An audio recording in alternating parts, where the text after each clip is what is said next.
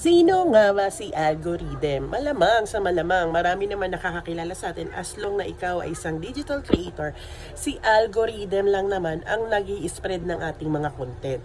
Kaya mas maganda dahil si algorithm ang nag-i-spread ng ating mga content ay dapat gumawa tayo ng panood na mga content at mga engaging at original content para nang sa ganon hindi lang sa isang tao o sa onting tao niya maipadala na rin sa mas maraming viewers para magkaroon ka ng maraming views, o diba?